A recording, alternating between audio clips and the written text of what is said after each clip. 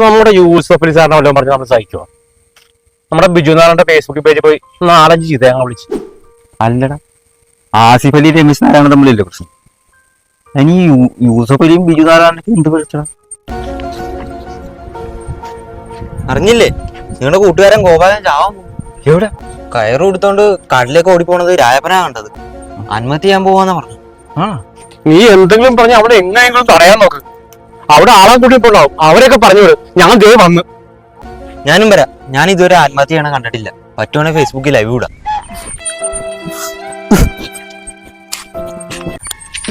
ഒരാളെ അറിഞ്ഞോണ്ട് ഗോപാലിന്റെ അനിയനാണ്. അവൻ അനിയന്മാരൊന്നും ഇല്ലടാ. പാടത്ത് നിന്ന് എന്റെ പശുവിന്റെ കയറൊഴിച്ചണ്ട ആ കാലം പോയത്.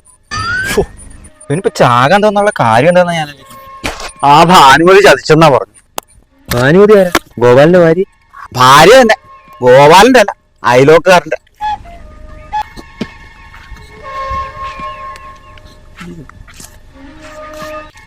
ആ ഇട ഇല്ലേ?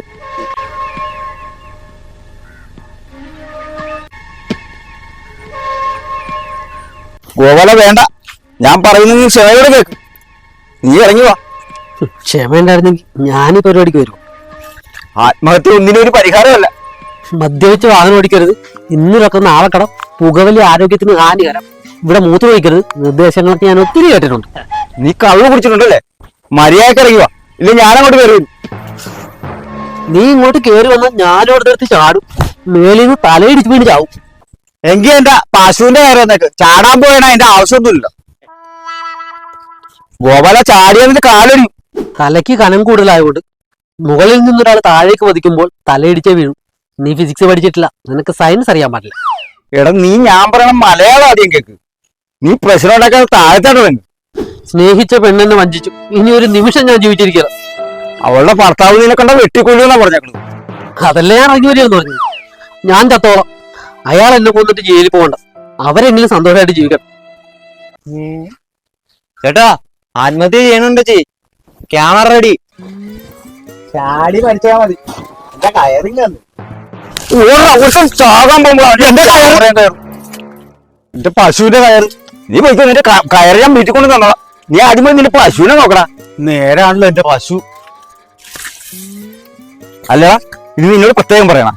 പോടാ പോടാ പോടാ പോടാ.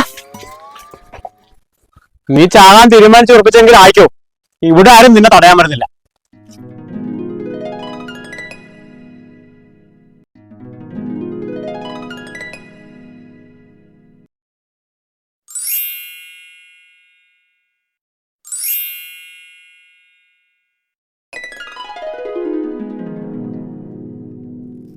വേണമെങ്കിൽ രണ്ടും കിട്ടോ, ചാകാനായിട്ടൊരു ധൈര്യം കിട്ടും.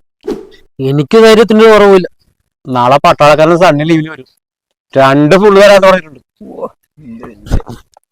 ആണോ? നല്ല മിലിറ്ററി സാധനം കഴിച്ചിട്ട് എത്ര നാളായി. അതിന് നീയൊന്നും മരിക്കൂല. ഞാനൊരു ആത്മകഥം പറഞ്ഞതാ. ദുബായിൽ നിന്ന് മറ്റന്നാൾ രാജേഷ് ലീവിന് വരും. നല്ല ഫോറൻ സാധനം നമുക്ക് തരാൻ പറഞ്ഞിട്ടുണ്ട്. മറ്റന്നാളെന്ന് പറഞ്ഞ പോസ്റ്റ്മോർട്ടം കഴിഞ്ഞ സഞ്ജയന് വരും. നമ്മൾ രണ്ടുപേരും കൂടെ തന്നെ അടിക്കണത്. രാജേഷ് വാക്ക് പറഞ്ഞ വാക്ക. പിന്നെ ഒരാഴ്ച അമ്പലത്തിൽ ഉത്സവമല്ലേ, നമുക്ക് രണ്ടുപേർക്കും കൂടെ അടിച്ച് പൊളിക്കണം. ഇതേതാണ് ഒരു വൃത്തികെട്ട കൈ.